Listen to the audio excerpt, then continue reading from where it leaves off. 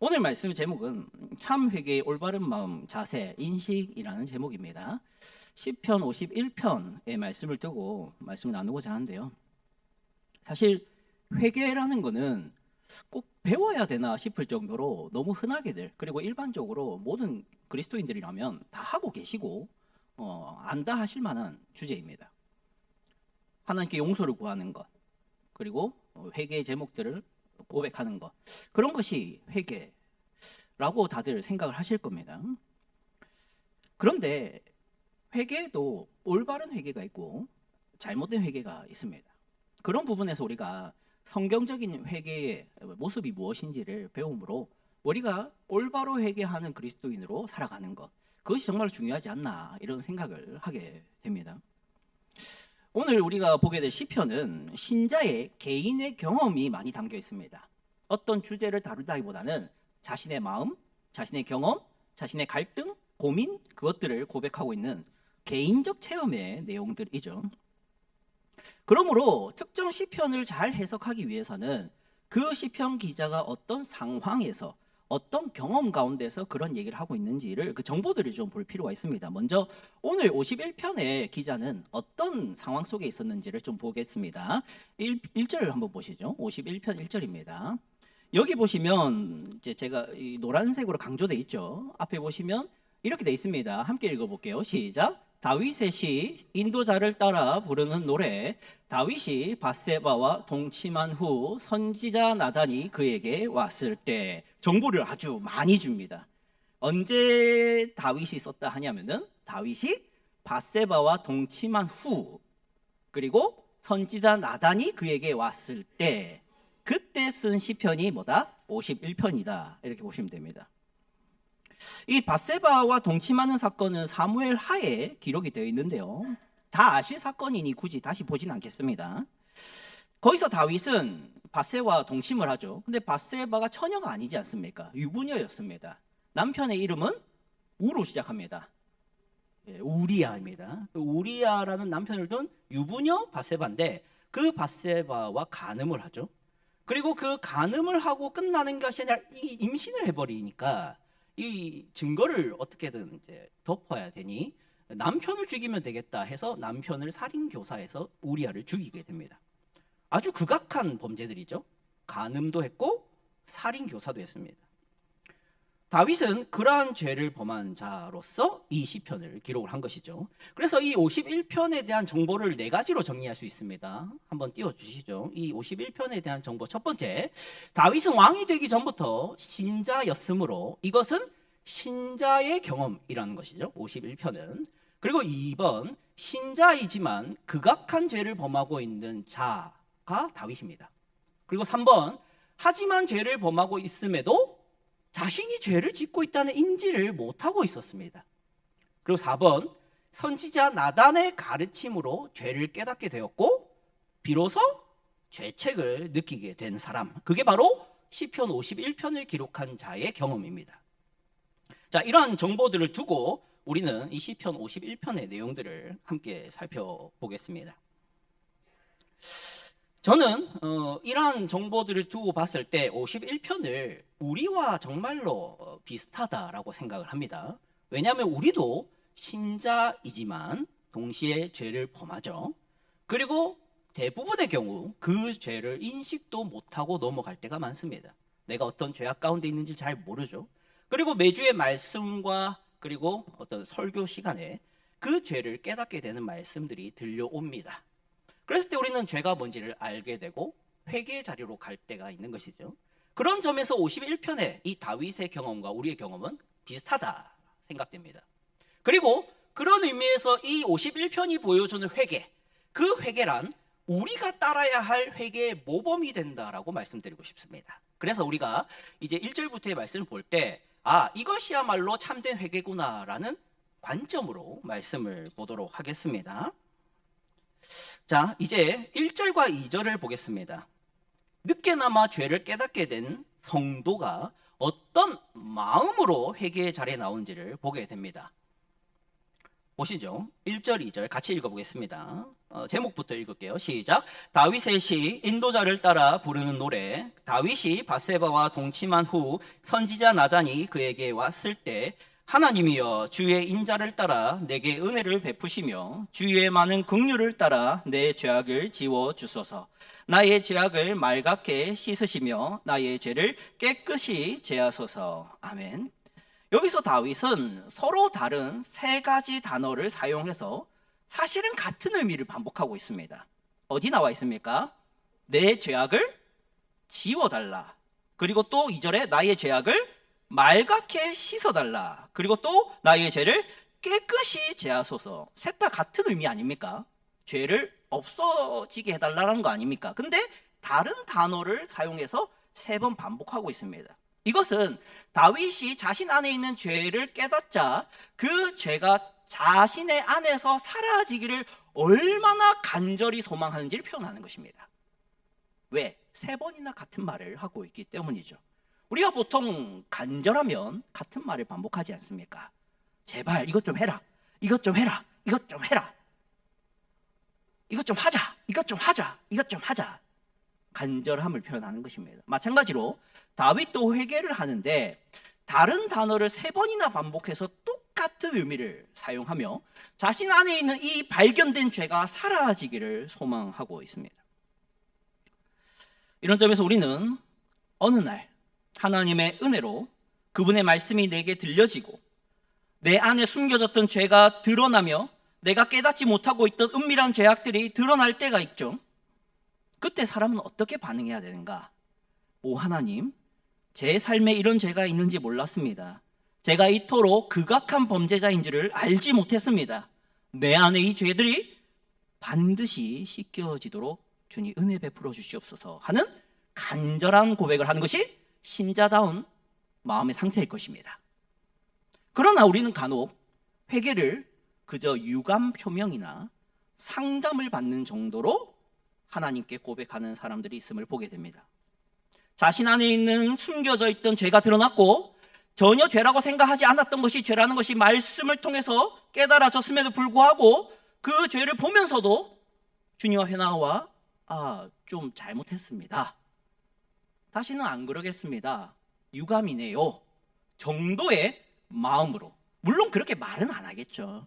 그런 식으로 기도하는 사람은 없을 겁니다. 하지만 그런 마음 상태로 이 죄를 그렇게 심각하게 생각하지 않고 그 죄가 내 안에서 사라지기를 간절히 소망하지 않는 마음의 상태로 회개하는 사람들이 있다는 것이죠. 왜 그럴까요?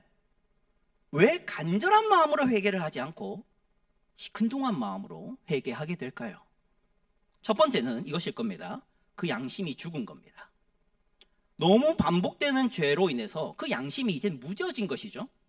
무뎌지면 심각하지 않습니다. 그것이 첫 번째 이유일 것입니다. 두 번째 이유는 무엇이냐면 하나님을 사랑하는 것이 예전 같지 않은 것이죠. 죄를 범했고 그건 정말로 하나님 앞에서 부끄러워할 죄임에도 불구하고 심각하지 않게 회개하는 이유는 그만큼 하나님을 사랑하지 않게 되었다는 증거일 수 있습니다. 이런 사람은 지금 회개 기도해라라는 말이 중요한 게 아니겠죠. 당신의 영혼을 위해 기도해라라는 말이 중요해질 것입니다. 회개의 자리에 나오는 사람의 올바른 마음은 내면적으로든 외면적으로든 간절한 마음이어야 됩니다. 내 안에서 이 죄가 발견된 이 죄가 하나님, 이 죄가 내게 있었다니요. 내가 그런 죄악된 삶을 살고 있었다니요.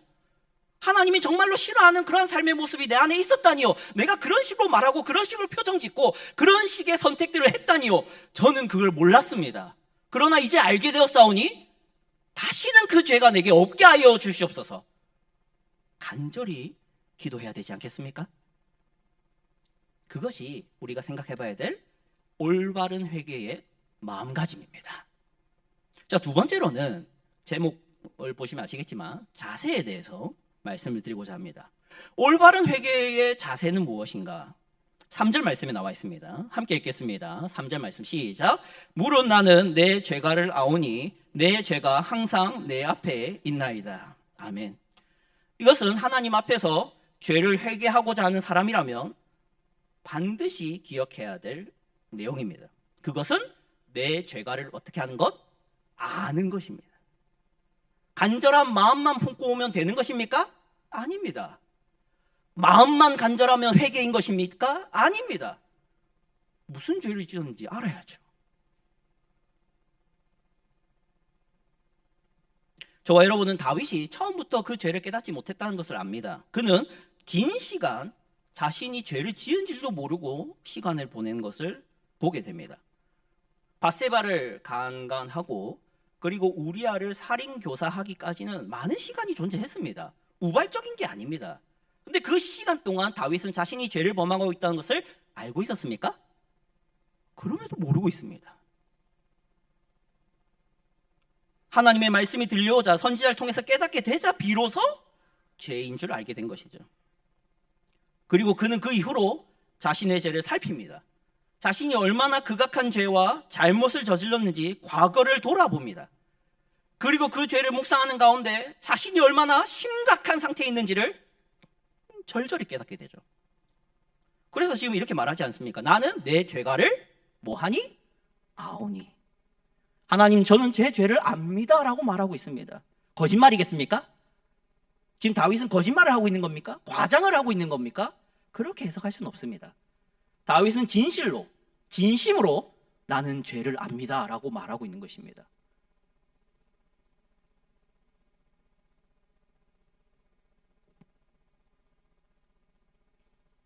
회개 기도를 하는 기독교인들 가운데는 종종 해서는 안 될 충격적인 태도로 기도하는 사람들이 있습니다. 이런 식이죠. 물론 이렇게 말은 하지 않습니다.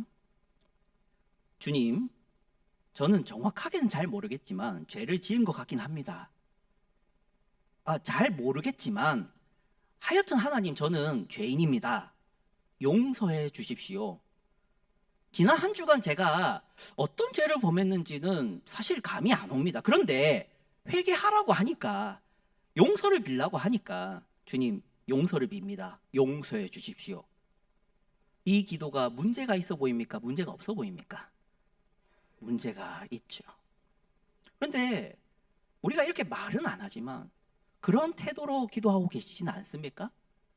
내가 한 주간 어떤 죄를 지었는지 생각도 안 하고 고민도 안 하고 돌아볼 생각도 한 적도 없이 그냥 회개를 하는 것이 신자의 모범이라고 배웠으니 기계적으로 회개하는 모습을 혹시나 보이고 있지는 않냐라는 질문입니다. 성도 여러분, 생각해 보십시오. 특히 우리 오늘 3, 4남 전도의 분들이니까 특별히 우리 3, 4남 전도의 분들에게 와닿는 비유를 가져와 봤습니다. 직장에 출근했다가 퇴근을 했습니다. 현관문을 딱 여는데 뭔가 싸합니다. 뭔가 냉장고도 아닌데 한기가 흘러나오는 것 같습니다. 현관문으로. 그리고 뭔가 환영의 목소리가 없습니다. 뭔가 요리는 되고 있는데 왔냐라는 말이 없습니다. 들어가 보니 나 왔어 라고 하니 왔어? 목소리가 쫙 깔려 있습니다. 그때 우리 경험과 노련함이 있는 우리 중년의 남편분들은 어떻게 해야 되겠습니까? 묵상을 해야 됩니다.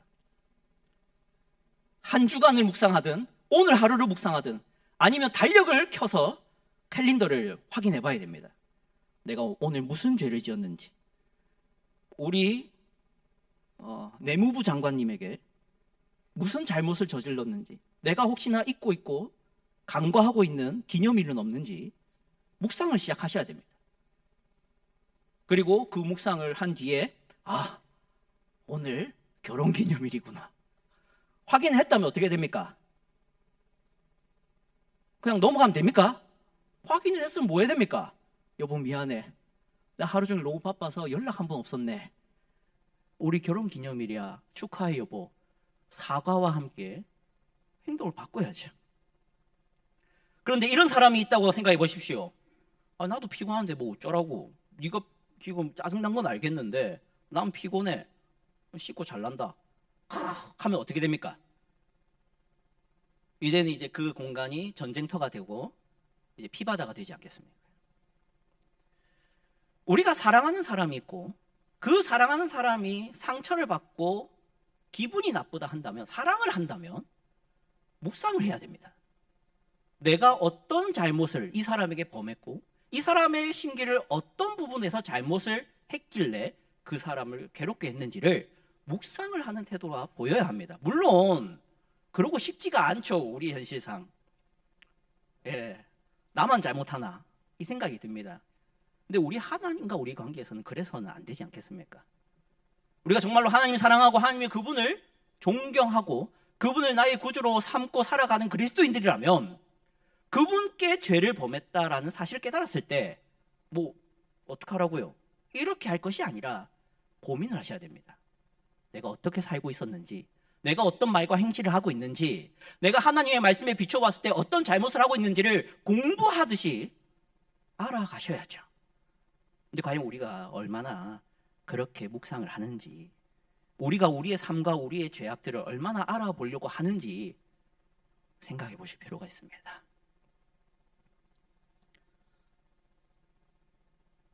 지금 다윗이 뭐라고 말합니까? 다시 한번 3절을 보시죠.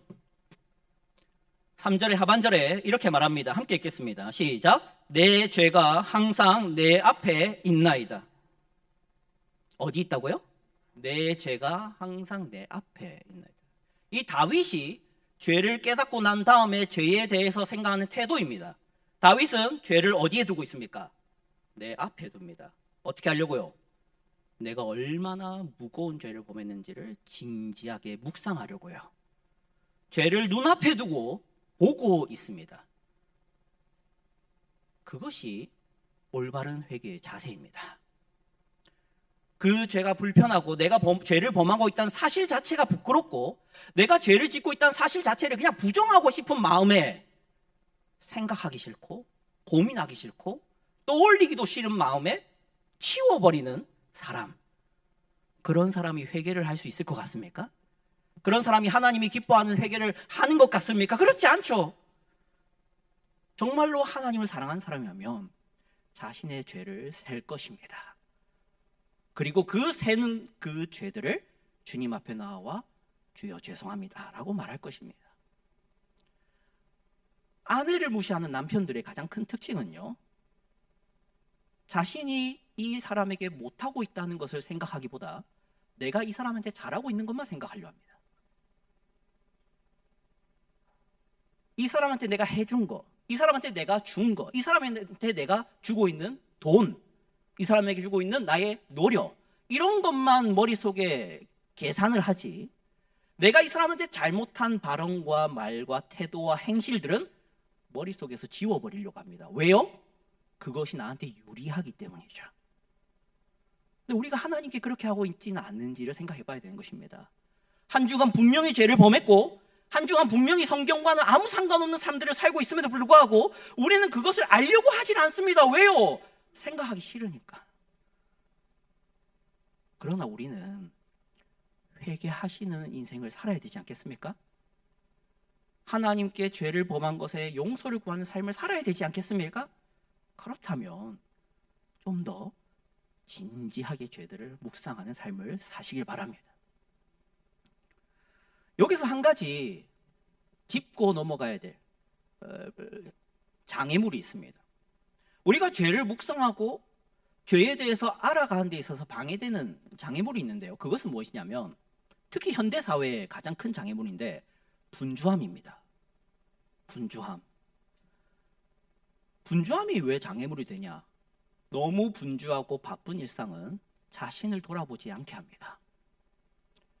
그래서 저는 종종 그리스도인들 가운데 너무 열심히 살고 너무 바쁘게 살고 너무 많은 생각과 계산으로, 계획으로, 그리고 그 계획들을 철저하게 해결하는 것으로 정말 세상 가운데서는 일 잘한다 칭찬 듣고 정말 사람들에게 사회생활 가운데서 이 사람은 정말 열심히 살아라는 말들을 듣는 그리스도인들이 있습니다만, 그런 분들에게 가장 많이 생길 수 있는 장애물은 그 자신의 인생을 묵상하지 못하게 된다는 것입니다. 자신의 영혼, 자신의 경건, 하나님 앞에서의 자신의 인생을 돌아보지 못하는 거죠. 왜요? 바쁘니까. 근데 그거는 충분한 변명이 됩니다. 나는 바쁘게 살았어. 나는 열심히 살았어. 나는 가정을 위해서, 가족을 위해서, 재정을 위해서. 그리고 사람들의 인정을 위해서 최선을 다했어. 이거는 아주 큰 변명이 되죠. 그러나 그런 분들을 위해서 말씀드립니다. 그것도 중요하겠지만 안 중요하다 말씀드리는 건 아닙니다. 그러나 그것 때문에 너무 바빠서 내가 내 삶을 돌아보지는 못하고 있진 않은지 돌아보고 점검하고 조정하실 수 있길 바랍니다. 바쁘다는 것으로 하나님 앞에 선 나의 상태를 아무렇게나 생각하려는 것은 잘못된 것입니다. 이것까지만 말씀드리고 이제 세 번째 내용을 좀 보도록 하겠습니다. 세 번째는 인식입니다. 올바른 회개를 하는 사람의 인식은 어떠해야 되냐, 죄에 대한 인식은 어떠해야 되냐입니다. 4절 말씀 보겠습니다. 함께 읽겠습니다. 시작. 내가 주께만 범죄하여 주의 목전에 악을 행하여 싸우니 주께서 말씀하실 때 의로우시다 하고 주께서 심판하실 때 순전하시다 하리이다. 아멘. 여기 다윗이 범한 범죄에 대해서 스스로 이렇게 말합니다. 내가 주께만 범죄하여 주의 목전에 악을 행하여 싸우니. 누구께만? 주께만이라고 말합니다. 보통 기독교에 적대적이고 하나님의 말씀을 잘 모르고 또 하나님을 사랑하지도 않는 사람들이 보통 이거를 공격하는데요. 어떻게 공격하냐면 밀양이라는 영화를 보셨는지 모르겠습니다. 이런 식의 공격입니다. 너희는 자꾸 하나님께만 용서를 구하는데 근데 너는 그 사람한테 잘못한 거잖아. 그 사람한테 잘못한 거면 너희는 그 사람한테 용서를 빌어야지. 왜 하나님께 용서 빌고 하나님께 용서받았다고 너희 혼자 끝내버리냐? 라는 공격들을 합니다. 그러나 다윗이 지금 분명히 말합니다. 누구께만 범죄했다고요? 주께만. 그러나 생각해 보십시오. 다윗이 지금 하나님께 범한 게 있습니까? 다윗이 지금 하나님을 모독했습니까? 다윗이 하나님의 이름을 들먹이며 그분을 놀렸습니까? 사무엘 하의 본문에 하나님을 향한 다윗의 적개심이 나옵니까? 없습니다. 다윗이 범한 죄는 누구에게 범한 죄입니까? 밧세바, 우리아입니다. 그렇죠? 다윗은 분명 사람한테 잘못한 것입니다. 그런데 다윗이 뭐라고 고백하죠? 내가 주께만 범죄하였사오니. 이 말은요, 다윗이 우리아한테 안 미안하다, 밧세바한테 안 미안하다, 그들을 책임지지 않겠다라는 얘기가 아닙니다. 다윗은 신자다운 얘기를 하는 것입니다. 다윗은요, 지금 무슨 이해를 가지고 있냐면 내가 밧세바에게 성욕이 일어났던 거는 내가 하나님을 두려워하지 않았던 것이고, 내가 우리아를 살인교사하려고 했던 것은 내가 하나님 앞에서 살아가는 인생이라는 것을 잊었기 때문이다라는 전제에서 이렇게 말하는 것입니다. 존경하는 성도 여러분, 기억하십시오. 우리의 모든 범죄는 하나님께서 보고 있는 가운데서 벌어지는 일들입니다. 우리는 범죄할 때 하나님을 두려워하지 않았기에 범죄한 것입니다. 우리가 그 죄를 범했음에도 불구하고 그게 안 들킬 거라고 생각하는 것은 하나님을 의식하지 않고 있다는 증거입니다.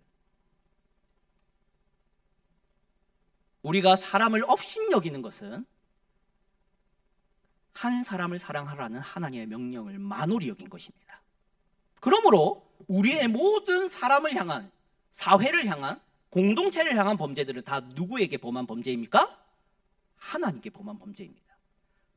그러므로 참된 그리스도인들은 자신이 회개할 때 주님, 제가 엄마한테 잘못했습니다. 용서해 주세요. 주님, 제가 제 아내에게 잘못했습니다. 용서해 주세요. 주님, 제가 저희 자식에게 잘못했습니다. 용서해 주세요. 이렇게 기도하지 않습니다. 진짜로 참된 회개를 하는 그리스도인은 주여, 제가 주께 범죄하였사옵니다. 제가 부모님께 잘못한 거, 자식에게 잘못한 거, 배우자에게 잘못한 거 맞습니다. 그런데 그 이전에 제가 하나님을 무시하고 있습니다. 제가 하나님을 만홀히 여겼습니다. 제가 하나님을 망령되이 일컬었습니다. 제가 하나님을 믿는다 하면서도 하나님이 없는 것처럼 살고 있습니다. 용서해 주시옵소서 라고 기도하는 자가 참되게 회개한 자입니다. 정리하겠습니다. 세 가지를 봤습니다. 참되게 회개하는 자는 세 가지의 모습을 오늘 배워야 됩니다. 첫 번째, 마음입니다. 회개하는 자의 마음은 시큰둥해서는 안 됩니다. 정말로 그 죄를 미워하고 그 죄가 내 안에서 정말로 사라졌으면 좋겠는데 간절한 마음으로 기도할 수 있어야 됩니다. 왜요? 내가 사랑하는 분의 마음을 아프게 했기 때문이죠. 그러므로 회개하는 자는 결코 유감 표명이나 어떤 고민 상담의 차원에서 하나님 그래요, 잘못했습니다, 용서해 주세요, 이런 마음으로 기도해서는 안 됩니다. 두 번째는요, 자세입니다. 회개를 하려고 나온 자는 자신의 죄를 세어가야 됩니다. 주여 그냥 잘못했습니다. 뭐 더 이상 얘기하지 마세요. 제가 어떤 삶을 살고 있는지, 제가 어떤 잘못을 하고 있는지 안 알려줘도 됩니다. 제가 그거 몰라도 됩니다. 그냥 용서만 해주세요 라는 태도로 기도해서는 안 됩니다. 내가 정말로 어떤 삶을 살고 있는지, 내가 어떤 신앙생활을 하고 있는지, 내가 어떤 말과 행실을 보이고 있는지를 묵상하셔야 됩니다. 외면하지 마시고요. 그래야 회개를 하는 것입니다. 세 번째는 인식입니다. 내가 사람에게 범한 죄든, 이 사회에 범한 죄든, 이 공동체에 범한 죄든 누구에게 범한 죄라는 인식을 가져야 됩니까? 하나님께 범하고 있는 것입니다. 그러한 올바른 태도로 올바른 참된 회개를 하실 수 있는 여러분 되길 바랍니다.